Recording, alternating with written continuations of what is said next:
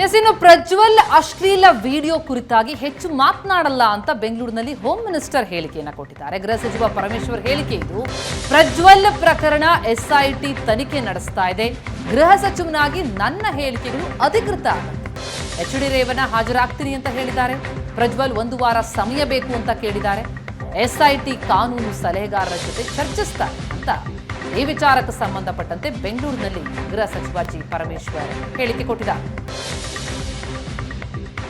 ಈಗ SITಗೆ ನಾವು ಕೊಟ್ಟಿರೋದ್ರಿಂದ ಅದರ ಬಗ್ಗೆ ಹೆಚ್ಚು ನಾನು ಮಾಹಿತಿಯನ್ನು ಕೊಡೋದಾಗಲಿ ಅಥವಾ ಅದರ ಬಗ್ಗೆ ಹೆಚ್ಚು ಚರ್ಚೆಯನ್ನು ಮಾಡೋದಾಗಲಿ ನಾನು ಮಾಡೋದಕ್ಕೆ ಹೋಗೋದಿಲ್ಲ. ಯಾಕೆಂತಂದರೆ ಗೃಹ ಸಚಿವನಾಗಿ ನನ್ನ ಹೇಳಿಕೆಗಳು ಅಧಿಕೃತವಾಗಿ ಇರ್ತವೆ.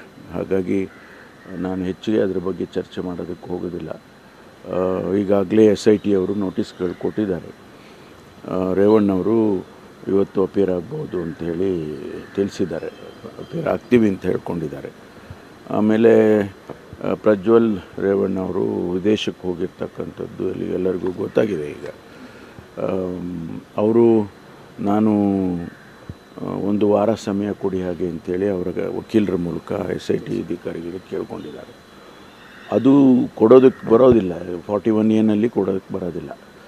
ಅದನ್ನು ಈಗ ನಮ್ಮ SIT ಅವರು ಕಾನೂನು ಸಲಹೆಗಾರರ ಜೊತೆ ಅಂದರೆ ಲೀಗಲ್ ಒಪಿನಿಯನ್ ತೊಗೊಂಡು ಮುಂದುವರಿತಾರೆ. ಈ ಮಧ್ಯೆ ಮಾನ್ಯ ಮುಖ್ಯಮಂತ್ರಿಗಳು ಪ್ರಧಾನಮಂತ್ರಿಗಳಿಗೆ ಪತ್ರ ಬರೆದಿದ್ದಾರೆ. ಈ ರೀತಿ ಘಟನೆ ಆಗಿರ್ತಕ್ಕಂಥದ್ರಿಂದ ಅವರನ್ನು ಆದಷ್ಟು ಬೇಗ ಅವರ ಡಿಪ್ಲೊಮ್ಯಾಟಿಕ್ ಪಾಸ್ಪೋರ್ಟ್ ಏನಿದೆ ಅದನ್ನು ಕ್ಯಾನ್ಸಲ್ ಮಾಡಬೇಕು. ಆಮೇಲೆ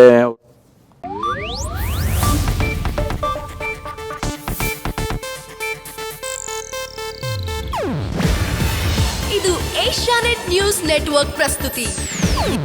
ನೀವು ನೋಡ್ತಿದ್ದೀರಾ ಏಷ್ಯಾನೆಟ್ ಸುವರ್ಣ ನ್ಯೂಸ್.